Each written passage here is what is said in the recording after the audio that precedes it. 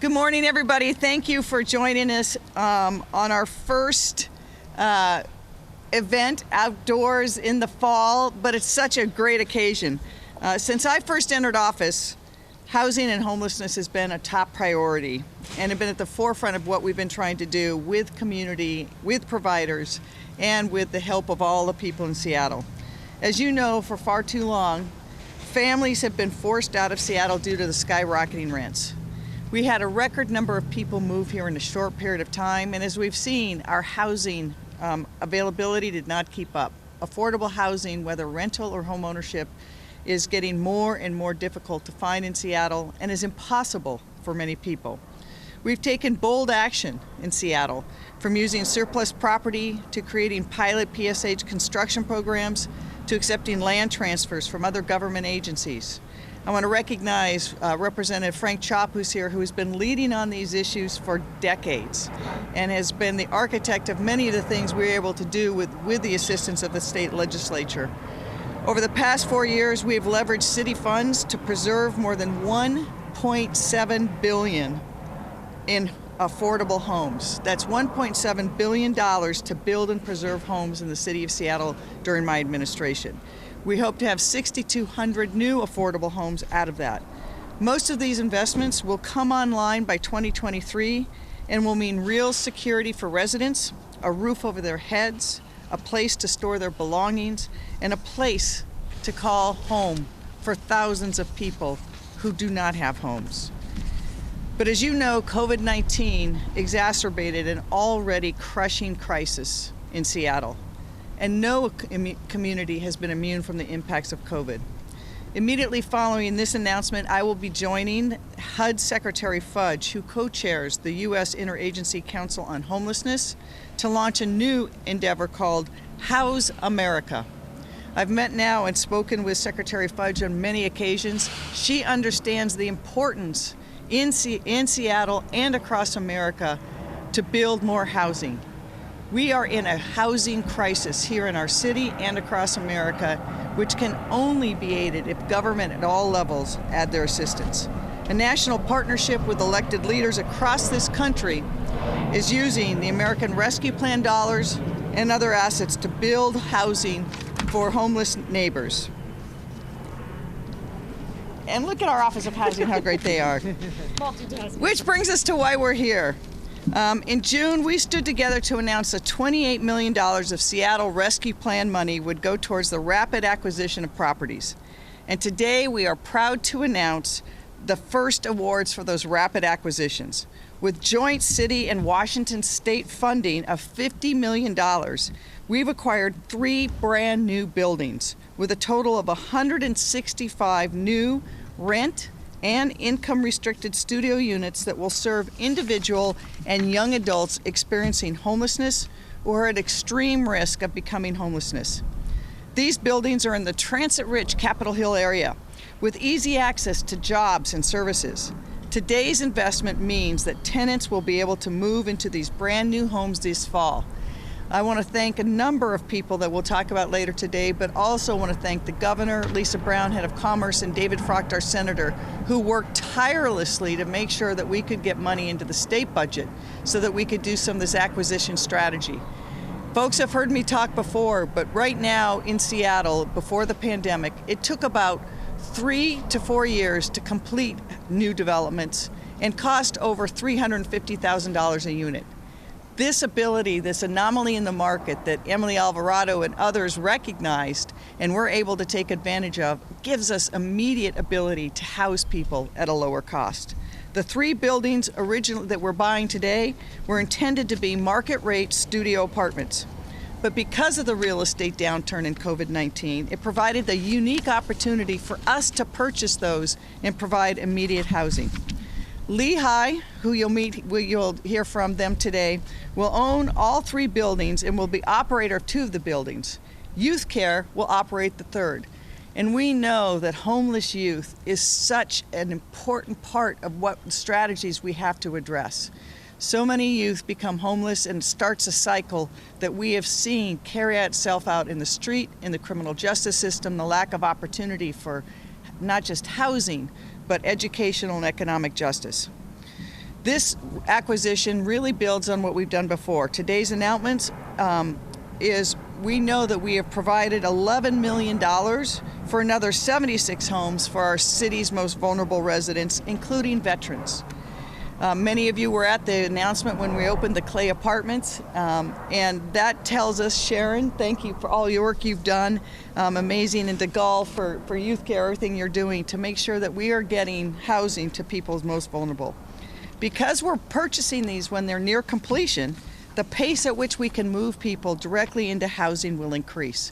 That has been one of the critical components that we have lost, particularly during the pandemic, that ability to move people out of shelter systems, out of tiny house villages into housing, because we simply did not have enough affordable housing, particularly enough permanent supportive housing.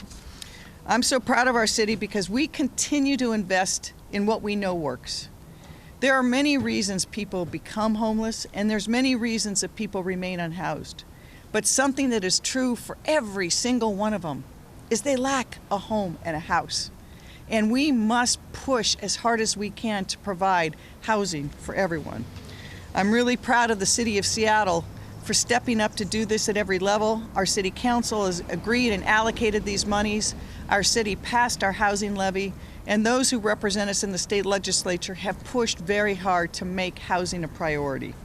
We wouldn't be standing here without the partnership of the state of Washington, including Lisa Brown and the State Department of Commerce, and as I said, the leadership of Senator Frocht. Also, the rest of our delegation who knows that housing is such a critical thing in Seattle right now. I also want to thank our partners. Sharon, your commitment over the many, many years to bring your neighbors off the street and into safer places is truly unmatched. You and your team continue to innovate and to have leading edge on how we can provide more housing for people who need it. You are making sure that the most vulnerable among us can actually build a life of self-sufficiency. And I want to thank Youth Care as well for your tireless efforts to bring tailored and individualized services to our youth who are unhoused, putting them on a path to achieve long-term stability, which isn't possible without housing. I want to thank our Office of Housing, particularly Emily Alvarado, who you'll hear from, and her team. Emily is a visionary. She saw this anomaly coming in the market and positioned us so that we could do it. She was set in place so that I, as mayor and city council, could go work with legislative leaders, the governor, to figure out how we could maximize our dollars and take advantage of that to get more people into housing more quickly. I now want to hand it off to someone who has been working tirelessly on these issues as chair of the At-Large Homelessness Committee, as a member of the Regional Housing Authority, but also as a person who has, a native son to Seattle, who has seen our city grow and change and not address the need for people who are living unhoused. Councilmember Andrew Lewis. Thank you, Andrew. All right, good morning, everybody. This is a really great and auspicious morning for the city of Seattle as we look on another legacy building investment in putting the public back in public housing and making sure that we are taking the steps necessary to finally confront this growing crisis that's been exacerbated by unprecedented inequality in this country around equitable and fair access to the right to exist in this community with dignity, with security, and with four walls and a door that locks.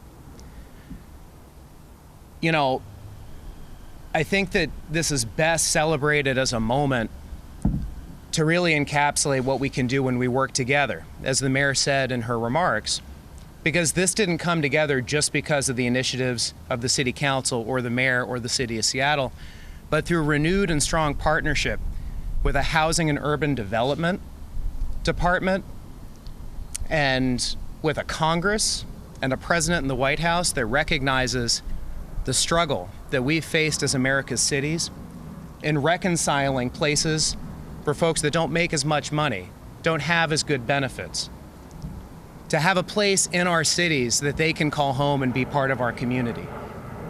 It recognizes the resources that Frank Chop and other leaders in the state legislature have contributed to make sure cities can realize this vision in that partnership, and that county leaders have done, taking advantage of taxing authority that also came from Frank Chop. We should be honest about that. But that was boldly taken to heart by county leaders to give more resources to contribute to realizing projects like this. It comes together by working together. And we've done more of this in the last year and a half than, honestly, in the preceding decade. At a scale, at a level of intensity, with a level of energy and commitment that all of us share to get through this crisis of housing and homelessness in our city. And you know, Mayor Durkan, who is now in the last 100 days or so of her administration, and probably reflecting on what is my legacy going to be for the city. Mayor Durkan, you have been the housing mayor. And I'm going to say it right here, and I'm going to say it proudly. That Mayor Durkan has been the housing mayor in terms of the investments that we've made, the stretching of every dollar to put more public housing onto our market in a way that has really risen to the challenge. Now, part of the problem of this is, as the mayor said, some of these investments aren't going to be fully realized until as late as 2023. But by doing the work now, we are guaranteeing that security for the future. And so many previous leaders never started the work. But here we are with this building, with many others that we've acquired. And I look forward to seeing the great communities that are going to flourish because we bravely made these investments today, full well knowing that they might not be fully realized for a few more years, because you have to start somewhere. And Mayor Durkan, you have started, you have made the investments, and you have made this a priority. And I'm incredibly grateful, and the city is incredibly grateful. And that's a really elegant transition to introduce the next speaker. And you know, we have three really indispensable civic gyms in the city of Seattle. We've got the Pike Place Market, the Space Needle, and Emily Alvarado in the Office of Housing. And I'm proud that two out of three of those things are in District 7. I don't think Emily lives. Right now. I don't think Emily lives in District 7 yet. But part of the reason that we've been able to be so adaptive as a council and partner so strongly with the executive in the acquisition of housing is that Emily has really been an incredibly creative and adaptive champion at exploring every opportunity, stretching every dollar, finding every efficiency, finding every partnership to put in place projects like this that we can put online for the people of the city of Seattle. I'm so proud to work with her and really proud I get to introduce her today. So with that, Director Alvarado, come on up. Thank you. Good morning, everybody. Thank you so much, Councilmember Lewis. Thank you very much, Mayor Durkan, for all of your support and commitment to housing. As they said, I'm Emily Alvarado. I'm Director of the City of Seattle's Office of Housing. And earlier this summer, we announced $28.5 million in permanent housing capital as part of the Seattle Rescue Plan. At that announcement, we committed to deploying resources immediately and creatively, given our unique real estate market, to create permanent apartments as quickly as possible. And that is just what we did. In June, we released our first ever rapid acquisition fund, and today we are pleased to announce our first round of awards. $25 million to support 165 new apartments in 3 brand new buildings that will open this year. This year, over 165 individuals who are experiencing homelessness will gain the stability of a home because of this investment. And to keep responding to the urgent need for permanent affordable housing, we're continuing to accept applications on a rolling basis. We expect more applications, and we will seek to do more. I should say 3 buildings is not enough to meet the needs of people experiencing homelessness in Seattle, but it does reflect our focus and priority on providing permanent solutions to homelessness in record time. These buildings are not temporary. They will provide stable, high-quality, affordable homes for the next 50 years. And, as others have said, we did not do this alone. First, thanks to the federal government for these resources, we will need continued and accelerated investment from the federal government to truly end homelessness. And we achieved these outcomes with our partners in state government, thanks especially to the leadership of Representative Chop, of Senator David Frocht. We were able to align state and local priorities and strategies. The state matched our local funds dollar for dollar to fully and quickly fund these buildings, thanks to the Department of Commerce for their partnership. I also want to acknowledge, I've gotten a lot of credit today. As you all know, it's the people on the team who do the work. I want to acknowledge Lori Olson as our capital investment manager at the Office of Housing. This was her hard work that brought this together, and thanks to the team at the Office of Housing. Of course, as others have mentioned too, thanks to Sharon Lee, who really stepped up to come forward and explore new creative solutions to us. Sharon Lee is the executive director of Lehigh, and I welcome her today. Thank you, Sharon. Thank you.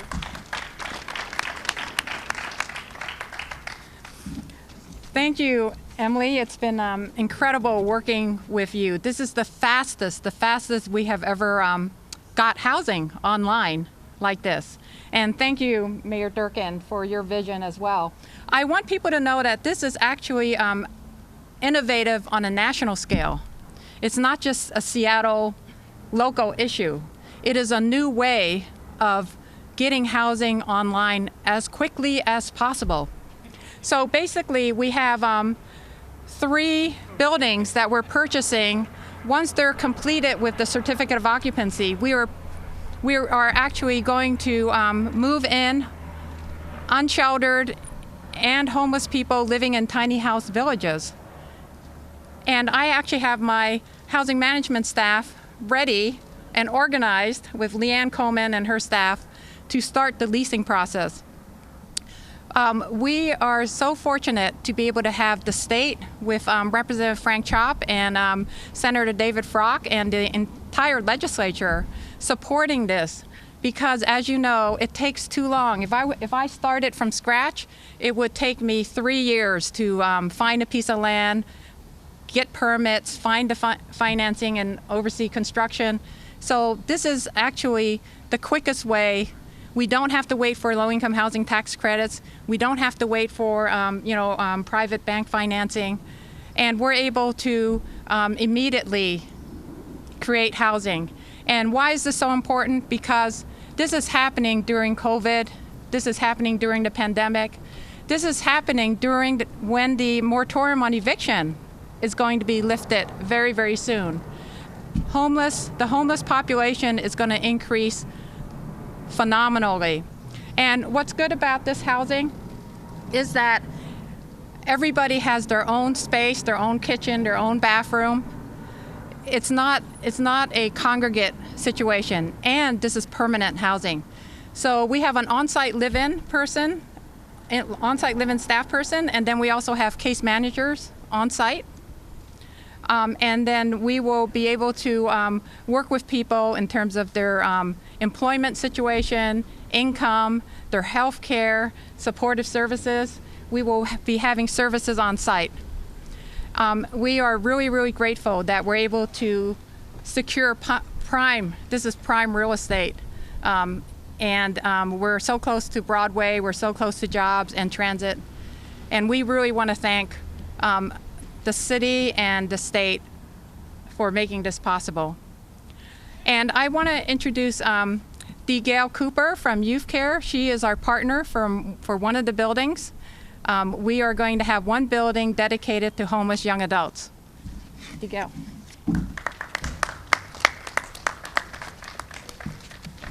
Thank you, everyone. It's such a pleasure to be here today. Again, I am Degale Cooper. I'm the Chief Program and Impact Officer at Youth Care. And at Youth Care, we work to end youth homelessness and to ensure that young people are valued for who they are and empowered to achieve their potential. So we are very excited to partner with Low Income Housing Institute to provide critical and relevant supportive services to young adults experiencing homelessness and housing insecurity. I want to thank Governor Inslee, the Low Income Housing Institute, the Department of Commerce, the City of Seattle, the City Office of Housing, all other stakeholders, Mayor Durkan, and all others that are here today in support of this effort. We believe that for young people to move from homelessness to security in their communities, they need that path to stability for youth and young adults to start with access to dignified housing. Lehigh's housing will provide secure entry and help youth feel safe. Beautiful and well-appointed surroundings will help youth feel valued. And a home centrally located in an inclusive community with accessible proximity to transit lines, groceries, will help youth feel connected to their community. And complement the supportive services that Youth Care provides will provide one-on-one support to help youth begin to address the impacts and trauma of homelessness. We will help guide youth residents along the path to stability, and we will also help empower them to make positive choices and achieve their potential. In working together, we are providing a foundation of support where young adults with lived experience of homelessness can grow, heal, and move forward toward independence. When young people can live in normalized communities and can still access the individualized one-on-one supports that they need and deserve, they are more likely to be successful and experience ongoing housing stability. 50% of homeless adults experience homelessness as young people. Collaborative projects like this not only transform the lives of young people, we interrupt the cycle of homelessness for our community. Thank you again to all stakeholders, Sharon from Lehigh, all of you, for the work that you are doing to make this type of housing immediate and available to the young people that Youth Care serves. Without your investment, without your concern and care for the young people of our community, we, Youth Care, would not be able to do this. So thank you to everyone, and I appreciate this opportunity.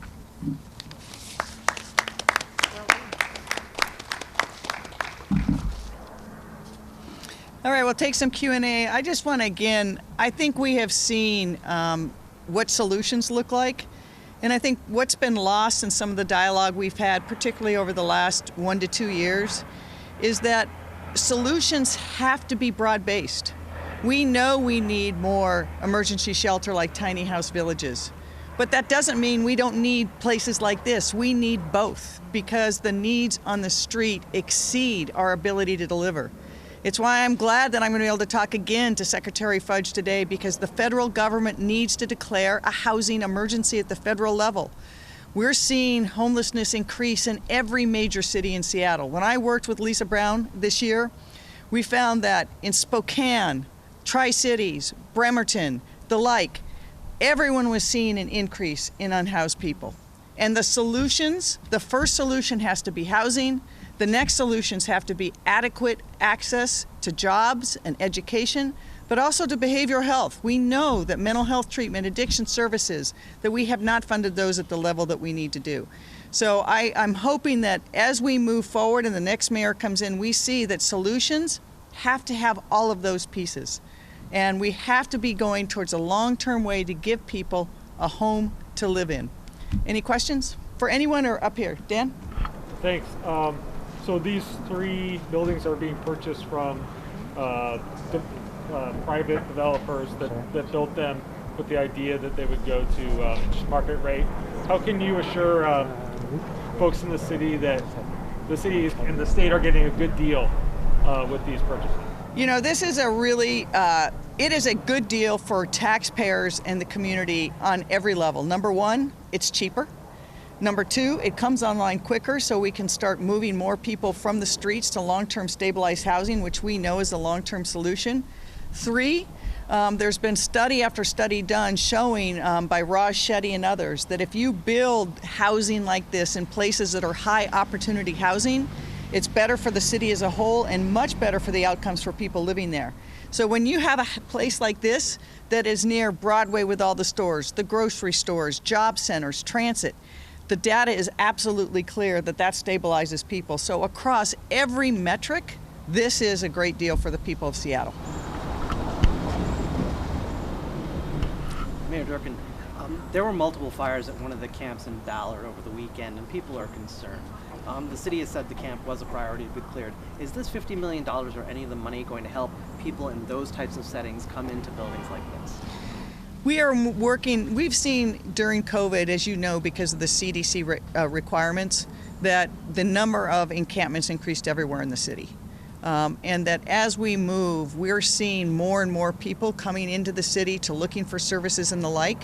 And right now, the number of people living in encampments and who are unhoused have outstripped our ability to move people inside. That's just a fact.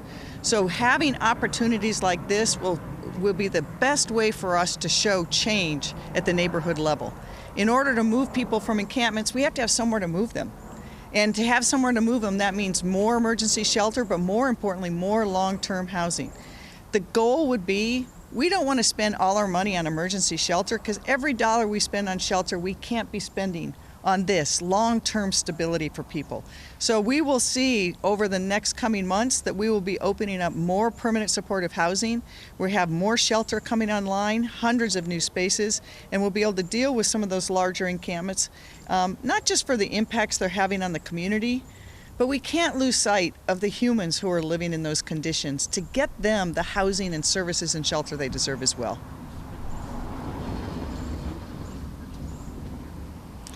We're trying, it's a difficult thing with real estate. As soon as people think we're in the market, prices go up. So we have identified opportunities, and we're working with the county who's identified opportunities as well. And so we want to, if we can buy them ready built, we're going to do that. But this doesn't change our strategy. We have continued through our NOFA and for the low-income housing tax credit to also finance new construction of our own. So we're going to use an all-tools approach. Up on Ballard Commons Park. We know there was a lot of violence there last month. We saw that fire there this weekend.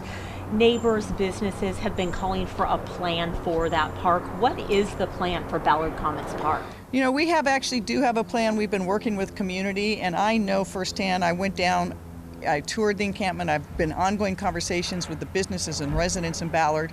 And we know, and so we're looking right now to identify, we have a number of places coming online that will provide more outlet for emergency shelter so that we can start working with those larger encampments, Broadview, Thompson, Ballard, some of the other ones, because we've got to be able to scale. I think one thing that we've seen in this too is there are people who criticize tiny house villages because they don't have enough what they call throughput, because people get there and they stay. I think that actually tells us a solution we need, and that is people have a need for community. And one reason that it's been harder in tiny house villages for people to have the throughput is they make a community. And so when you have new housing like this, you can move people together if they want, who form those community bonds. And so if we start looking at the people experiencing homelessness as if they truly are our neighbors and figure out what we need to do for each of those, we can have better successes. I'm not saying that I don't recognize that there are real public safety challenges for Ballard and other places. We've seen that. We've seen fires. And we've had to make the difficult decisions to move some encampments for those reasons. But first and foremost, we have to try to deal with the humanity. And what's that timeline on that housing? Sorry? What is the timeline on that? We've got a whole schedule, and we can get that to you in Okay. terms of what's coming online when. But in the next 30 days, we have a lot more coming in available. Both ourselves and King County, we're working with King County on that. Any other questions for any? Different and new. How do you think that this will be a dent in a new 6-year state of emergency? What's an example of a building that will be repurposed? So you're looking behind you, brand new, nobody's lived in it. It's almost like the microwave oven of housing. We are able to open the doors and get people into this immediately. The other thing that also has been a constraint, obviously, is our service providers are strapped. they're running thin because their needs have been that. So we're working with service providers. I'm so thankful that Youth Care and Lehigh can step up to immediately manage these buildings and give people the supports they need. So this is different because the money has come to us from the federal government and the state, and we need all those tools. Seattle cannot do this alone. Seattle will never end homelessness alone. It's why a regional approach, a statewide approach, and a national approach is so important. Thank you.